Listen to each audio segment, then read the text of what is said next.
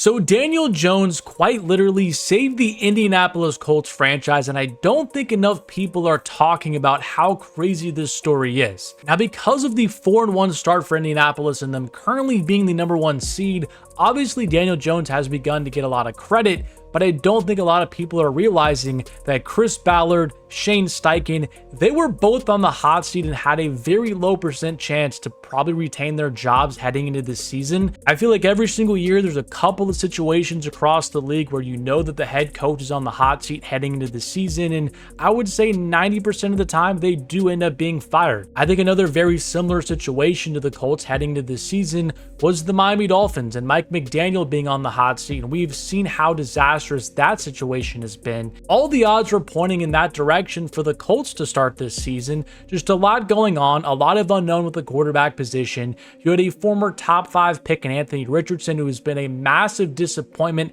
entering year number 3, only the 3rd year of his career, and there was already some questions as he's a quarterback moving forward. Can he even beat out a veteran quarterback who has never really been seen as a great player in Daniel Jones? So when you find yourself in a situation where it's not very clear and obvious who your starting quarterback should be for week number 1, that is when you get yourself into some trouble. But for me, I was pretty bullish on what Daniel Jones could do in this Colts offense during the offseason. I said that he was going to beat out Anthony Richardson. This was not going to be a very highly contested quarterback battle, and I thought Jones could actually have some success and kind of get back to what he did in 2022 with the New York Giants, where he actually led them to a playoff win, their first in several years, taking down the Minnesota Vikings on the road. But a big reason why I had some faith that maybe this could end up working out for Indianapolis was not because of Daniel Jones himself as a player, but because of Shane Steichen and what he has proven as a head coach in the NFL. There became a lot of people that began hating on Steichen because of the lack of development we've seen from Anthony Richardson,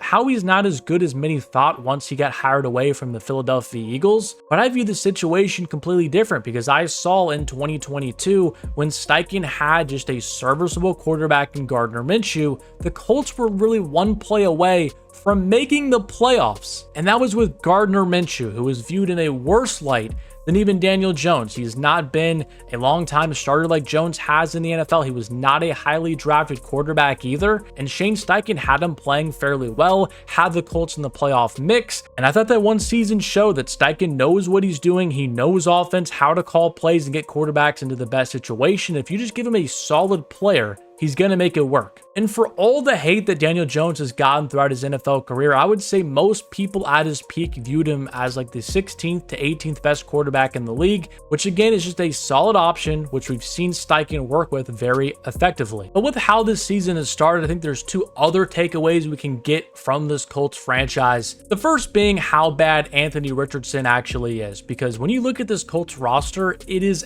absolutely loaded from top to bottom. They brought in Lou Anarumo on defense, and now that they finally have a good X's and O's coach on that side of the ball, we've really seen their defense take the next step because they do have some pieces in the secondary. They have DeForest Buckner, Leitu Latu, a highly drafted pass rusher on their defensive line. I always thought Gus Bradley was pretty overrated as a defensive coordinator, but you bring in Anarumo, who has proven he can be effective when you give him some good players, and we've seen how effective the Colts defense has been this year. But the offensive side of the ball honestly has to be one of the best personnel-wise in the entire league. We've always known how talented and good Jonathan Taylor has been.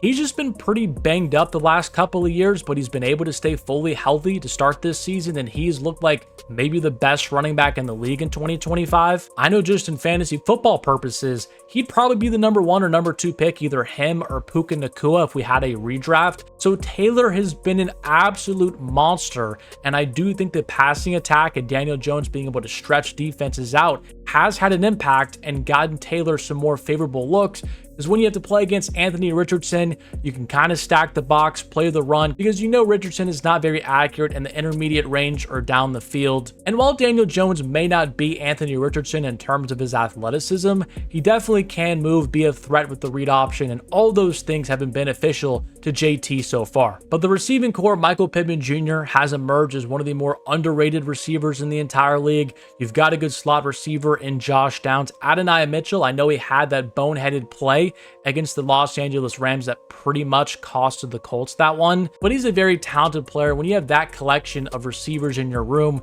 you've got a pretty good receiving core. And obviously the elephant in the room, the first round pick for the Colts, Tyler Warren, he already looks like one of the best tight ends in the entire NFL. He has 23 catches for 307 yards and a receiving touchdown as well. And his versatility that we saw at Penn State, it is translated. I've seen him run the tush push. I've seen him utilized as a fullback inside the goal line. And while he's not the most athletic or fast, he just knows how to get open, and once he does get the ball, he's a force to bring down. And there were some question marks regarding their offensive line heading into the season because they did let go of 2 interior linemen, but that unit has been playing like one of the best in the league. PFF actually has them as the number 2 offensive line in football right now. So when you mix all those ingredients with one of the best offensive lines in the league, a really good stable of weapons, a great running back in Jonathan Taylor, and then a quarterback who's resurrecting his career, you can quickly see how this Colts offense is one of the best in the league and averaging over 32 points per game. But the thing that is so funny about the NFL is nobody would have saw the AFC South being one of the most competitive divisions in the league this year. I mean, more often than not, this division is clowned for being one of the worst in the league, how there's really only one good team, and do they even deserve a playoff spot? But this year with the Colts being 4-1, the Jacksonville Jaguars being 4-1 and coming off a victory against the Kansas City Chiefs,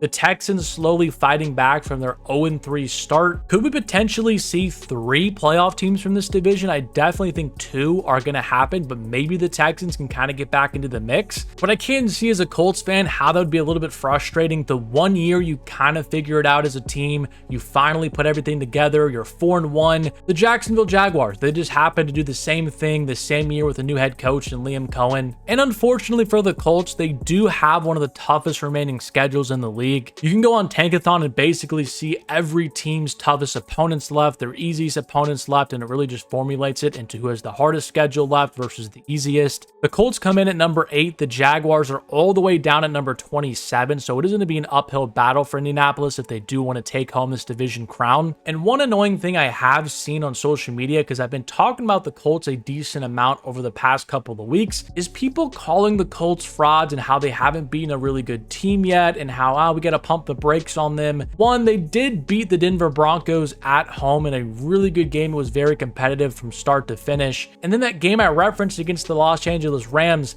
if Adonai Mitchell just runs into the end zone, holding the football instead of trying to get cute and celebrate early, the Colts are going to win that game on the road against one of the best teams that many people view in the entire sport. So while the Colts have had their fair share of easy wins, the Dolphins look horrible, the Raiders look horrible, the Titans are not good, they have been very competitive and also beaten a good quality team so far to begin their season. But the beauty about this is time will tell, because we will see the Colts face off against multiple other good teams. We'll see them play the Jaguars twice. And what's really cool about their schedules, we're actually going to see them play the Jaguars in December. Both of these games are going to be towards the end of the season. And with how things are trending, we could be seeing a crash course between these two franchises for who finally can win the AFC South and dethrone the Houston Texans. But my overall take is this franchise was not in a good spot with Jim Irsay passing away, Shane Steichen and Chris Ballard basically being dead man walking, and then finding their lifeline and Daniel Jones, who has been a career just okay quarterback and he's been highly criticized. It's going to save their careers and probably get them contract extensions moving forward, and you just can't feel better